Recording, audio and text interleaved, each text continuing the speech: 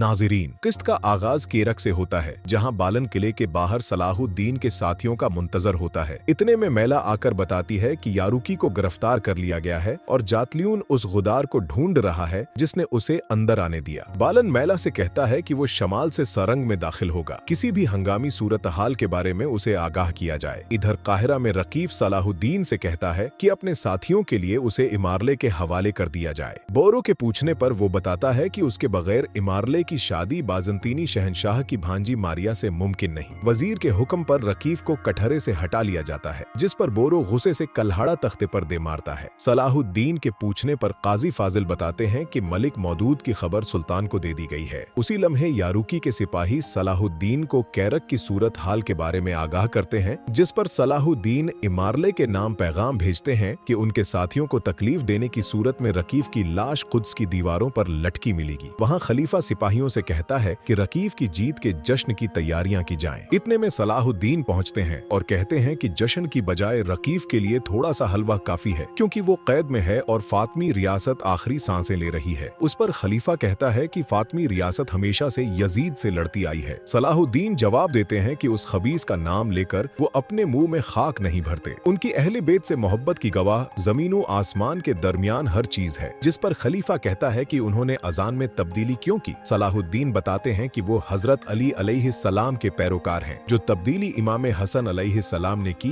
न इमाम हुसैन अलैहिस्सलाम ने, उसे करने की जुर्रत वो कैसे कर सकते हैं। वो उम्मत को मुत्तहद करने के लिए उसे अब्बासी खलीफा की बियत का आखिरी मौका देते हैं और खिलाफत के सारे अख्तियारात वापस लेते हुए वहां से चल पड़ते हैं। खलीफा काफी गमगीन नजर आने लगता है। दूसरी जानिब इलियास अपने सिपाही से कहता है कि सलाहुद्दीन ने उन्हें आजाद तो कर दिया है, लेकिन उन्हें मेहतात रहना होगा और अपने नुकसान की तलाफी के लिए कुछ और तलाश करना होगा। इधर इमारले विलियम्स के साथ किर्क के लिए रवाना होने लगता है और लाडगाय भी अपनी फौज के साथ तैयार खड़ा होता है, लेकिन इमारले उसे किसी सूरत साथ ले जाने पर राजी नहीं होता। शाम में इस्फहानी गमगीन हालत में उम्र मुल्ला से टकराता है और उन्हें कहता है कि काहिरा से आने वाली खबर सुल्तान तक ले जाने की हिम्मत वो नहीं रखता। उमर मिला खबर पढ़ने के बाद खुद सुल्तान के पास जाते हैं और उन्हें कहते हैं कि काहिरा से दो अच्छी खबरें आई हैं, एक अब्बासी खलीफा के नाम का खुतबा पढ़ने की और दूसरी उसी खुतबे में मलिक मौदूद की शहादत की। सुल्तान की आंखें ये सुनकर आंसुओं से भर जाती हैं। सलाहुद्दीन मलिक मौदूद की मैयत और ताजिर रकीफ को शाम ले जाने के लिए तैयार होते हैं। सलाहुद्दीन बताते हैं कि वो मलिक मौदूद की मैयत को लेकर रवाना होंगे। बोरो रकीफ को ले जाएगा और काहिरा कारातीगन और काजी फाजिल के पास अमानत है। दूसरी जानिब इमारले किरक पहुंचता है और जातलियों से कैदियों के तबादले की बात करता है। बोरो रकीफ को ले जाते हुए उससे पूछता है कि वो किन इलाकों में तजारत करता है। नजीर उन्हें एक निकाब पोश लड़की के साथ छुप कर देख रहा होता है। खतरे को भांपते हुए बोरो अली और तुराब को चौकन्ना करता है। अगले ही लम्हे नजीर सिपाहियों के साथ हमला कर देता है, लेकिन बोरो के आगे कोई टिक नहीं पाता। वो नकाब पोश लड़की बग्गी का दरवाजा खोलने लगती है। बोरो उस पर वार करता है तो वो भागने लगती है। बोरो उस तक पहुंचता है और नकाब हटने पर पूछता है कि वो कौन है, लेकिन वो बोरो को पीछे धकेलती अपने साथियों के साथ भाग निकलती है। उधर कारातीगन महल के बाहर सब सिपाहियों को चौकस करता है और कहता है कि वजीर के हुक्म के मुताबिक एक मक्खी भी अंदर या बाहर नहीं जानी चाहिए। अलबेस और काजी फाजिल उसे कहते हैं कि इतने तनाव की जरूरत नहीं, थोड़ा पुरस्कून हो जाए। एक जानिब से शमसा आती दिखाई देती है, जिस पर सिपाही तीर तान देते हैं। कारातीगन हड़बड़ाकर कहता है कि वो क्यों सलाहुद्दीन के हाथों उसे मरवाना चाहते हैं और कमाने नीचे करने का हुक्म देता है। शमसा काजी फाजिल को खलीफा की बीमारी का बताती है और यह कि उसकी बीवी चाहती है किसी के इल्म में लाए बगैर लतीफ उसके लिए फिर से दवा तैयार करे। कारातीगन उसे खबरदार करता है कि वो सांप एक बार फिर सेहत याब होने के बाद अपने ही मुआलिज को डिस लेगा, लेकिन शमसा उसकी एक नहीं सुनती। शमसा और काजी फाजिल लतीफ को बहुत मुश्किल से खलीफा के लिए दवा बनाने के लिए राजी करते हैं। महल में सिपाही खलीफा को रकीफ की हिफाजत के लिए नजीर का पैगाम देता है, लेकिन खलीफा कहता है कि उसको अपनी कसमत नहीं मालूम, वो किसी और की हिफाजत क्या करे। सिपाही उसे लतीफ से दवा बनवाने का मशवरा देता है, जिस पर खलीफा कहता है कि उनसे मदद लेने से बेहतर है वो मर जाए। शाम में सलाहुद्दीन मलिक मौदूद की मैयत के साथ दाखिल होते हैं। सुल्तान गमगीन होकर मैयत को छूते हैं। हर आंख इश्किबार होती है और उमर मुल्ला शहीद के लिए दुआ करवाते हैं। दुआ के बाद सलाहुद्दीन सुल्तान से ताजियत करते हैं और कहते हैं कि मिस्र की फतह में उन्होंने पहले अपने चचा और अब मलिक मौदूद को खोया, अल्लाह उनकी शहादत कबूल फरमाए। सुल्तान कहते हैं कि मौदूद को दफनाने से पहले वो उस कातिल का सिर चाहते हैं। सलाहुद्दीन सुल्तान से हुक्म को मुलतवी करने की दरख्वास्त करते हैं। वो उन्हें समझाते हैं कि कैरक के कैदियों के लिए रकीफ का जिंदा रहना जरूरी है। उसी दौरान उमर मुल्ला जनाजे की तैयारी मुकम्मल होने की इत्तिला देते हैं और सुल्तान सलाहुद्दीन पर गरजते हुए कहते हैं कि वो इस मामले को जनाजे के बाद देखेंगे। बाहर बाय बोरा गम की हालत में कह रहा होता है कि वो अपने मलिक के लिए जान कुर्बान नहीं कर सका। इतने में सुल्तान आते हैं और किस्म खाते हैं कि शहीद के खून का बदला लिया जाएगा। दूसरी जानिब साहिरा नामी वो हमला आवर लड़की नजीर से कहती है कि उसे इस कमजोर खलीफा के हुक्म की जरूरत नहीं, रकीफ को बचाने के लिए अगर उसे अपनी फौज बनानी पड़ी तो वो बनाएगी। एक मंजर में वो लतीफ से ये कहकर दवा ले जाती है कि वो खलीफा के महल से आई है। इतने में शमसा वहाँ पहुँचती है और इस लड़की से कहती है कि खलीफा की बीवी ने इससे दरख्वास्त की है, लिहाजा दवा उसे दी जाए। दवा लेकर शमसा रिजा को दे देती है। रिजा खलीफा से कहता है कि वो उसके लिए दवा पी ले, जिस पर खलीफा राजी हो जाता है। शाम में सुल्तान बोरो से मुतासिर नजर आते हैं। इतने में इस्फहानी अमारले की तरफ से खत लेकर आता है जिसमें कैदियों के बदले रकीफ का मुतालबा किया होता है। सुल्तान तबादले की पेशकश कबूल करते हैं लेकिन रकीफ को छोड़ने पर आमादा नहीं होते। इस पर बोरो इनसे इजाजत लेता है कि वो तबादले के वक्त घात लगाकर बैठेगा और एक बेहतरीन मंसूबा बनाएगा। सलाहुद्दीन अपने भाई के जामन बनते हुए सुल्तान को यकीन दिलाते हैं कि वो अपना वादा पूरा करेगा। इधर इमारले और विलियम्स भी सोच रहे होते हैं कि सुल्तान अपने भाई के कातिल को इतनी आसानी से कभी नहीं जाने देंगे। सुल्तान जिंदान में रकीफ के पास जाते हैं और उसकी गर्दन पर तलवार तान कर पूछते हैं कि उसने उनके भाई को ही क्यों मारा, जिस पर वो कहता है कि उसने खंजर मौदूद को नहीं बल्कि सुल्तान के हुक्म को घूंपा है। ये सुनकर सुल्तान उसे जोरदार तहप्पड़ रसीद करते हैं और वो जमीन पर जा गिरता है। सुल्तान कहते हैं कि वो खंजर उनके दिल में लगा है। काहिरा में अलियास अपने साथी से कहता है कि वो अपना नुकसान पूरा किए बगैर वहाँ से नहीं जाने वाला, लिहाजा उन्हें जमशीद से एक दुकान की बात करनी चाहिए। कारातीगन जमशीद की दुकान में दाखिल होता है और इतना सारा कपड़ा देखकर चीखने लगता है कि उसे कपड़ा नहीं इतर बेचना है। हर किस्म का इतर जैसा मैला के पास था।